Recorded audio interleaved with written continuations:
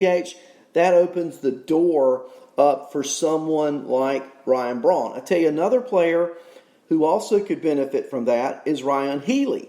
Healy now comes over from the American League. He's with the Brewers.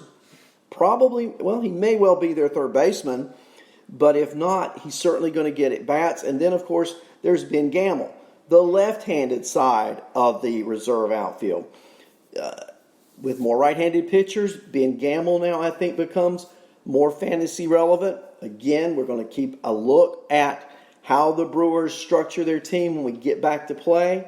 But these are all players who may well benefit from the DH in the National League. Okay, so we've covered the Pittsburgh Pirates.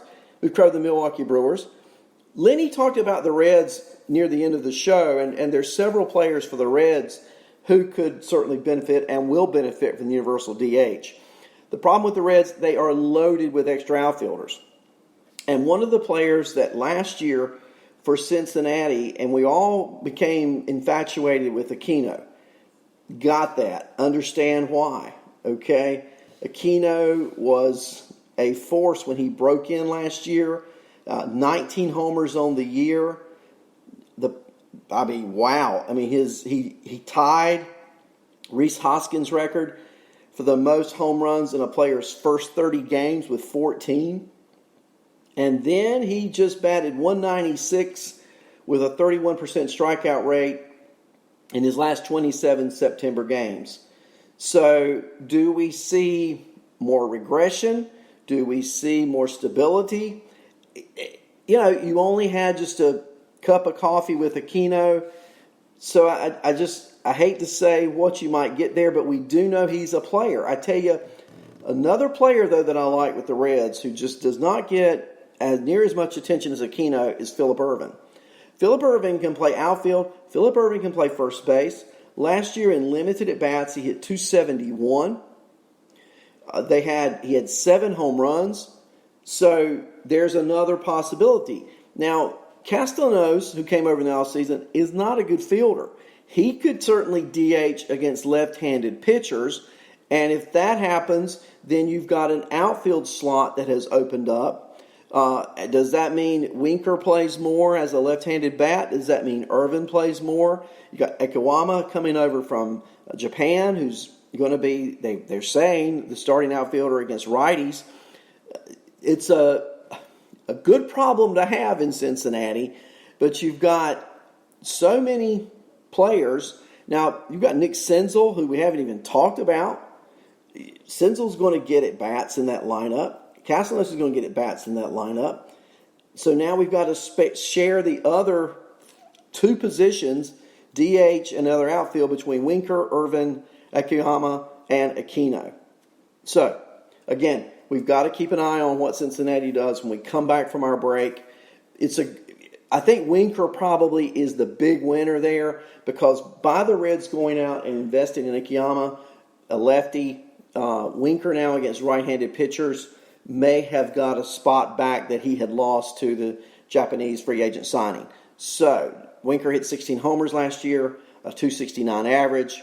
Nobody has ever questioned his hit tool. Cincinnati certainly playing for now with the sign of Moustakas, with the sign of Castellanos. Their pitching is so much better, and I'm not even getting into pitching today. I'm talking about the DH. But when you look at the Cincinnati Red pitching, you've got Castillo, you've got Bauer, you've got Gray, Descalfini, you've got Iglesias in the bullpen, Lorenzen, Wade Miley came over as a starter. They've got Amir Garrett. Pedro Strop. Strop may be inconsistent, but with Bauer and Castillo and Gray, the big 3-headed monster in that order, in that rotation, the Reds now adding all these bats. You can see why I think the Reds are going to be really a force to play with. I think they are going to win the division as it's currently constituted. I don't know. I think they could be the big loser with division realignment. We'll take a look at that later. 2 more teams in the National League Central, the Cubs and the Cardinals. And I think when you look at a DH, both of these teams surround their outfielders. In Chicago, you've got Hayward, you've got Happ, you've got Schwarber, and you've got Souza, who came over, signed as a free agent, and you've got Caratini. Who is a part-time catcher, part-time first baseman? Caratini's got a really good hit tool. And Schwarber is not a good fielder. So I look for Schwarber to be the DH against right-handed pitching at least, which means now we open up opportunity for Happ, for Caratini to play more against the right-handed pitching. As DH, Caratini seems to me to be a fit. I think Happ will probably be starting in the outfield. We'll have to take a look and see how that all flushes out. But these players certainly are going to benefit. Schwarber is going to be the big winner here because now you can play Schwarber all the time and he doesn't have to play the field. Now, if any of you think Schwarber's a Gold Glover, let me know. But I don't think anybody doubts the power that he has. 38 homers last year, 92 RBIs. I mean, if there's ever been a player who is perfect for a DH role, it's Kyle Schwarber. And so then the Cubs just simply have to find someone to go to left field. Souza, probably the best defensive outfielder. Hayward's a great one as well. Hayward's probably already starting in right field. Souza could play. Happ can play. And then you've got Caratini. So I think they're probably going to go with the Happ situation. I think they're going to probably give Souza a look. The problem with Souza has been the injury bug. We'll see. St. Louis is a perfect scenario. You had 4 outfielders vying for 3 slots. O'Neill, Brader, Fowler, and probably the best of the 3, rookie Carlson. And now you've got this extra DH spot. Okay, let's face it. The best outfielder there is Bader. Bader's going to start in center field. We know the problem Bader has had has been the hit tool. Nobody ever questions his ability to play the field. And he's going to be this opening day center fielder for the Cardinals. Okay, write that down. Then also you got Tyler O'Neill, who can play a corner. Great potential power. The Cardinals went out when they got Dexter Fowler. They signed him with this big contract. He hit .238 last year, 19 homers, 67 RBIs. I mean, a disastrous 2018 when he hit .180. He did improve last year, but he's certainly nowhere near the player he was when he was with Chicago. In the limited spring training games he had this year, Fowler was hitting .097. That's right, .097. 3 for 31 in 12 games before it was suspended. Now, is he a 2019 version of Matt Carpenter? Remember how bad Matt Carpenter, and the Donkey Okie just put this in the chat room, so true. They trade Jose Martinez in the offseason to Tampa for Liberatore, who's a minor league pitcher with a lot of potential. Martinez had trouble in the field, but nobody ever doubted his hit tool. But boy, can you imagine if they had known they would have a universal DH, this would be a perfect slot for Jose Martinez, who's now the perfect slotted DH in Tampa. But with Fowler being near the end of his contract, he's not the defensive player he was. They've got a lot of money invested, and that's where these big contracts at the end just kill you. Because if he didn't have that contract, he would so be on the bench. I mean, you know it. But it gives Dylan Carlson now this opportunity. Dylan Carlson is a true 5-tooler. Okay? He comes off a .292, 26 homer, 20 steal season in 126 games combined between AA Springfield and AAA Memphis. All right. I think now with the DH, he probably starts in the outfield. He's a good outfielder. He could play center field, but not quite as good the fielder as Bader is. I look for him to be the prime beneficiary of the DH. I look for him to put up some really good numbers in St. Louis. And if you don't have Dylan Carlson on your fantasy team and he's on the free agent waiver wire, you need to go pick him up now. Now. So that's a look at our National League Central. Chat room, Andrea, Corona, Chris, DeMazins, DK, Donkey Okie, Doug Boyle, Lenny, Mal Pal, Taco, and guest Larry. Good to have you in the chat room this morning. It's good to have you here on Lenny Melnick Fantasy Sports. Those listen to the podcast wherever you may be. In North Carolina this morning, the weather is horrible. I'm surprised my internet has not gone out. It has rained like you cannot believe. I think I see animals coming 2 by 2 across my backyard. Let's talk about the National League East. And I've said this on prior shows, so I will not give a lot of airtime to it this morning. But I think the Mets, as we start in the East, Yoenis Cespedes, huge.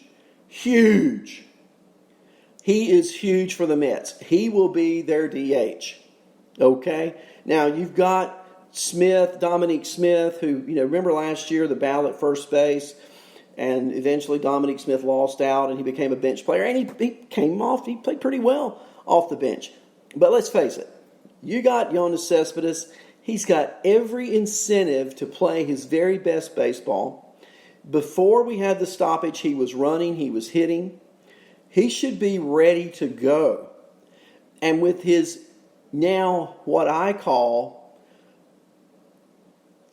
contract incentive-based year, because remember, the Mets cut out a lot of the money. A lot of the guaranteed money's gone. So for Cespedes to get the money that he wants, and he contracted for before he did some unwise things with pigs and other things, he's going to have to play baseball and put up numbers. And he's going to be hungry, which is what you want a star to be. You want him to be hungry. Cespedes is going to be hungry. And he's going to put up, I believe, killer numbers for the Mets. And there's so many leagues I'm in where he was not drafted. I went back and picked him up. Okay, so I got a question. Who was the player to go and pick up? It was Dylan Carlson if you don't have him.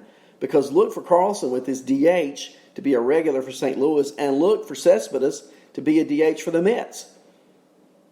I love the difference there is if they go to this 10-team, 3-division deal, the Mets have some pretty steep competition. Okay? But look, Cespedes has been a star on a big stage. Carlson would be in the 10-team Central Division, and a lot less strong pitching overall. Okay, not saying there aren't some teams with some really good players, but he's going to be a star. Dylan Carlson, Yoenis Cespedes. 4 more teams to take a look at this morning in the National League East. Let's go to Miami. Garrett Cooper last year put up some really good numbers for the Marlins. He did. And he became a full-time player. And then in the offseason, the Marlins go and sign Jesus Aguilar, who is projected to be their regular first baseman. And it really left no position for Garrett Cooper, who hit .281 last year for the Miami Marlins and hit 15 home runs. But now with the DH, Garrett Cooper may either play right field or DH, but it looks like either way, he is going to be a regular player. Now, they go and sign Matt Joyce and Alex Dickerson. Both of these guys, now, I think Dickerson's a regular player anyway, but now Matt Joyce, as a potential left-handed DH, I think gains a lot of fantasy relevance. And we know Matt Joyce is a hitter. He's hit wherever he's played. In the worst of ballparks, like Oakland, he's still hit. He's not going to be a full-time guy, but he's going to get the strong side of a platoon in a DH scenario if he became the DH. So I like Cooper. I like Joyce. I like Cooper better than Joyce because I think Mattingly's going to go with the younger players, but I think Joyce now has more of a role than he would have. Let's look at Atlanta. And we know about the Riley and Camargo battle at third, and it would just be easy to say one of them may be the DH, and that may be exactly true. Okay, so if you were debating on should I draft Austin Riley, should I draft Johan Camargo, maybe you should get both of them. Maybe now with the DH, they both play. But the Braves have some other potential options as well, and these would be sleepers, and that's Adam Duvall and Yonder Alonso. Duvall, a righty, Yonder Alonso, a lefty. And I say I like these lefties because they're more right-handed pitchers and lefties have the strong side of the platoon. And Yonder Alonso signed if he breaks camp and he's on the team, he could very well get some DH